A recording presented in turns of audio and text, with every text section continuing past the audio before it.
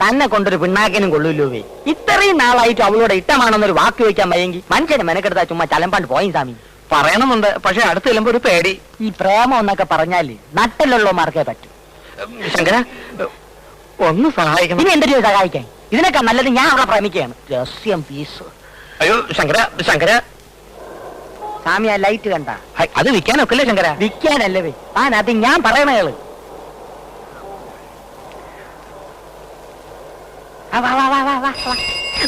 കണ്ണും പിണിയും കണ്ടുകൂടും.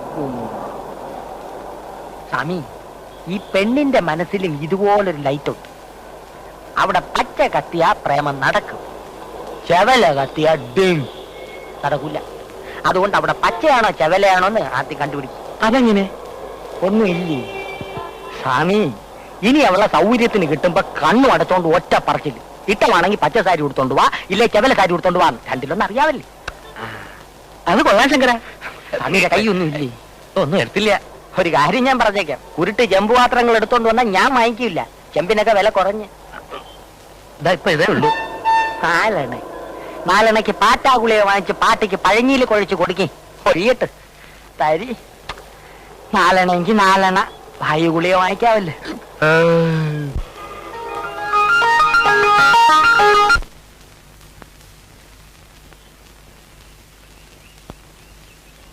മേക്കാട്ടെ രോഹിണിയുടെ കല്യാണത്തിന് എന്തെങ്കിലും കൊടുക്കണ്ടേ മോളെ? ഇന്ന് എന്തെങ്കിലും മേടിച്ചോ?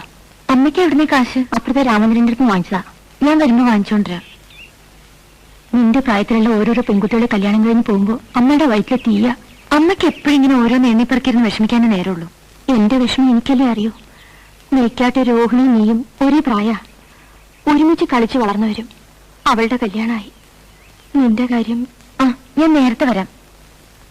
പിന്നെ മുഹൂർത്തം 6 മണിക്ക് ഒരുങ്ങിയിരുന്നോളൂ കേട്ടോ.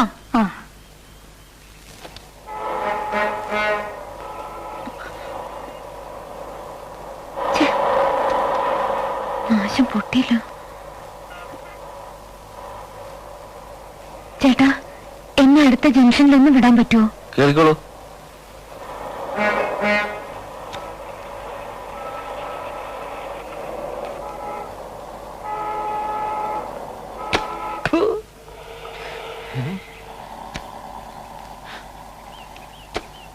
വരട്ടെ.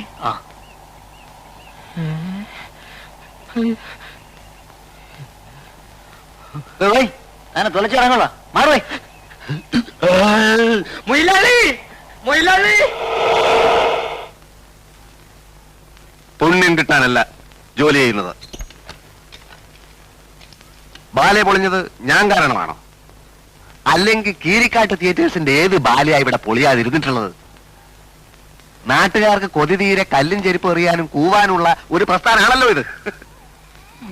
കാശിന്റെ കാര്യം ചോദിക്കുമ്പോൾ മാത്രം കാതും കേൾക്കൂല, ഉറക്കോ. മണ്ണ് വാരി അടിക്കും ഞാൻ വായില്. മൊയിലാളി, മൊയിലാളി, മൊയിലാളി, മൊയിലാളി. ഉറങ്ങുക. കാശിനല്ല, ഒരു സന്തോഷ വാർത്ത. അണ്ണൻ വിളിക്കിറങ്ങി. എന്താണോ? അണ്ണൻ വെളിയിലോട്ടിറങ്ങി വരി. നീ പന്ത കണ്ട പെരിച്ചാലി പോലും നിമിരിക്കാണ്ട് കാര്യം പറ. പിന്നെ പറഞ്ഞു. അന്ന് ഞാൻ പറഞ്ഞില്ല എനിക്ക് 500 രൂപ എന്ന സുരേഷ് മേനു സാർ. അങ്ങരുടെ കാറില് രോഹിണി, നമ്മുടെ രോഹിണി. എന്താ രോഹിണി കൊണ്ട് തല വെച്ചോ കാറിന്റെ? അല്ല, ആ കാറിലാണ് രോഹിണി ഇപ്പൊ ഒന്ന് ഇറങ്ങിയത്. മുടിപ്പര അമ്മയ്ക്കാണ് സത്യം. എന്റെ കാശ് വരി എണ്ണ വീഴൂടല്ലേ, വെക്കം വരി.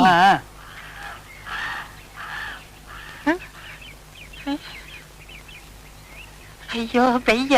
അല്ലല്ല, കിടക്കണ. എന്റെ മുടിപ്പര അമ്മച്ചിയാണ്. കണ്ണ് ദൃഷ്ടിയാണ് ഞാൻ കണ്ടേ. ഒരു വെള്ള ബെൻസ് 555 വലിക്കുന്ന. അയ്യോ, ഇത് വലിക്കണല്ല, ഓട്ടിക്കണ കാറ് മുതലാളി. എന്റെ മുതലാളി എവിടെ അങ്ങനെ അതിന്റെ അകത്ത് കയറി വിട്ടത്? നീ വല്ല സ്വപ്നം കണ്ടോ? അല്ല, കേട്ടോ ശരിയാണോ? കേട്ടോ ശരിയാണോ? ഇവിടെ കാറിൽ ഇറങ്ങുന്നു. ഇറങ്ങിയെങ്കില് ഇപ്പൊ ഷുവറായില്ലേ? ഓള് പോക്കാണെന്ന് നമ്മൾ ആദ്യം പറയുമ്പോ ആരും വിശ്വസിച്ചില്ല. ഇതിന്റെ സത്യാവസ്ഥ ഒന്ന് അറിയണോ? എന്തൊരു സത്യാവസ്ഥ? പെണ്ണ് കയറി കൊളുത്തി. പ്രേമം, ഇത് അഡ്ജസ്റ്റ്മെന്റ്. കിട്ടാത്ത മുന്തിരിങ്ങ പുള്ളിക്കും. എന്നാലും പെണ്ണ് പുളിങ്കൊപ്പിൽ തന്നെ കയറി പിടിച്ചൂട്ടല്ലേ. ഇപ്പൊ ഇവിടെ ഒരു കാറ് വന്നത് പോയോ?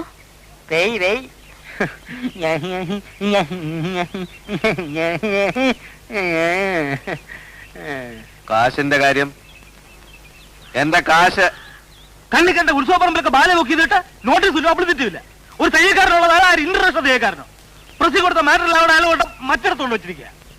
ഞാൻ ഒരു തിരക്കിലാണ് വിട്ടിരിക്കുന്നത്. അടച്ച് വൂട്ട് ഞാനല്ല. ഇപ്പൊ എന്താ പറഞ്ഞത് മനസ്സിലായേ? കാശ് കിട്ടൂല. പുതിയ ടെക്നിക്കാ. ഉറക്കമില്ലേ അതിന്റെ രണ്ടാം ഭാഗം. ഈശ്വര, രോഹിണിക്കിന് എങ്ങനെ ഒരു പ്രസന്റ് വാങ്ങിക്കൊടുക്കുക? ഈശ്വര, രോഹിണിക്കിന് എങ്ങനെ ഒരു പ്രസന്റ് വാങ്ങിക്കൊടുക്കുക?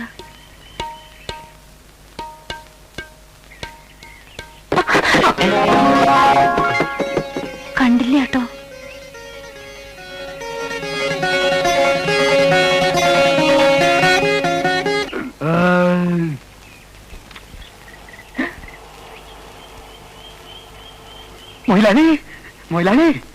പ്രോഗ്രാം ബുക്കിംഗ് അതല്ല. തോന്നുന്നു. കരുതാക്കോടൊന്നും പറയാനോ? അല്ല, ഇതല്ല. പിന്നെ ഇതാണ് ഞാൻ പറഞ്ഞ കാറ്. ഏത് കാറേ? സുരേഷ് മേനോൻ സാറിന്റെ കാറ്. വരി, ഇരുന്ന് നിരങ്ങാതെ വരി.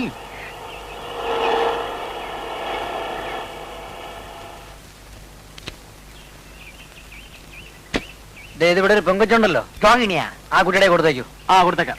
ആ കുട്ടി അതൊക്കെ ഞങ്ങൾക്കറിയാം. നിങ്ങൾ പോയി പുതിയ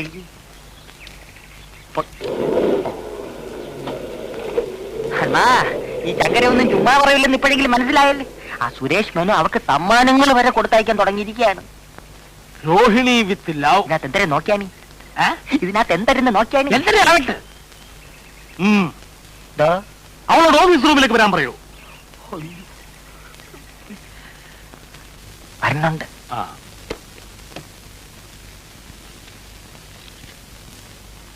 ഇരിക്കാൻ.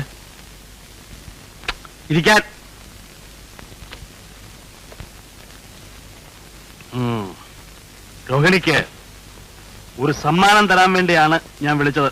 എന്തേ? ഇത് തന്നെ. ഇതെങ്ങനെ ഇവിടെ വന്നു? ഓ, അപ്പൊ ഇത് ഞാൻ വാങ്ങിച്ചു തന്ന അല്ലാന്ന് കണ്ടപ്പോ തന്നെ മനസ്സിലായില്ലേ? എന്നാൽ എന്റെ വക ഒരു സമ്മാനം കൂടിയുണ്ട്. ഇന്നു മുതൽ രോഹിണിയാണ് എന്റെ ബാലയിലെ നായിക. തന്നെ? എന്താ വിശ്വാസമാകുന്നില്ലേ? ഞാൻ പുതിയ ബാലയെ തുടങ്ങുന്നു. സത്യവാൻ സാവിത്രി. സാവിത്രിയാണ് രോഹിണി. സത്യവാൻ ആരാണെന്ന് പ്രത്യേകിച്ച് പറയേണ്ട കാര്യമില്ലല്ലോ. ആ, ഇത് ഒരു ചെറിയ അഡ്വാൻസ്. വാങ്ങിച്ചോളൂ. പിന്നെ രോഹിണിക്ക് ഒരുപാട് ബുദ്ധിമുട്ടുകൾ ഉണ്ടെന്നറിയാം. എന്തെങ്കിലും കൂടുതൽ ആവശ്യങ്ങൾ ഉണ്ടെങ്കിൽ പറയാൻ പഠിക്കരുത്. ഇപ്പൊ അങ്ങനെ വലിയ ബുദ്ധിമുട്ടൊന്നുമില്ല. അറിയാം. അഥവാ ഉണ്ടെങ്കിൽ തന്നെ സഹായിക്കാനൊരു വലിയ ശക്തി തന്നെ പുറകിലുണ്ടല്ലോ. എപ്പോഴും പെടപെടാ.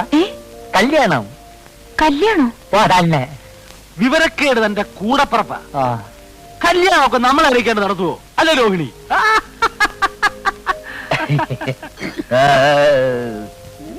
എന്തൊക്കെ പറഞ്ഞാലും ഇത്രയും വലിയൊരു ബന്ധം കിട്ടിയ താൻ ഭാഗ്യവതിയാ. മനസ്സിലായില്ല. എല്ലാം ഞങ്ങൾക്ക് മനസ്സിലായി. എന്റെ കൂടെ വേല ഇറക്കരുത്. സുരേഷ് മേനോൻ സാറ് അപ്പിയെ കെട്ടാൻ പോണ കാര്യം നാട്ടിൽ മുഴുവൻ പാട്ടാണ്. എന്നിട്ട് എന്തൊരു നീ ഒളിച്ചു കളി? നിങ്ങൾ വെറുതെ ഓരോന്ന് പറഞ്ഞുണ്ടാക്കരുത്. ഞാൻ ഉണ്ടല്ലോ.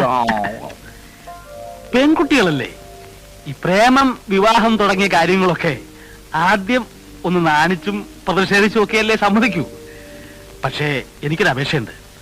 കല്യാണമൊക്കെ കഴിഞ്ഞ് വലിയ ആളാവുമ്പോ ഈ എളിയ കലാകാരനെയും ഈ കലാക്ഷേത്രത്തെയും ഒന്നും മറന്നു കളയരുത്. പൊക്കോളൂ. സത്യവാൻ സാവത്തിന് സ്ക്രിപ്റ്റ് കൊടുത്തയക്കാം, പഠിച്ചോളൂ.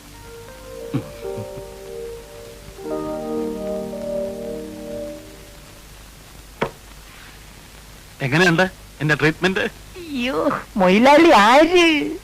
കള്ളനല്ലേ, പെരുങ്കള്ളനല്ലേ. ഇനി ഒരു മയത്തില് ഇവളെ ഞാൻ കയ്യിലെടുക്കും.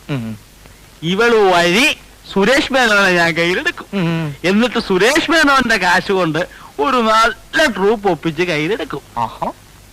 എന്നിട്ട് ഇവന്മാരെയൊക്കെ ഉണ്ടല്ലോ, ഇവനെയൊക്കെ ഞാൻ ഈ കൈവെള്ളയിലിട്ട് അമ്മാന പാടും. എന്റെ അമ്മച്ചി.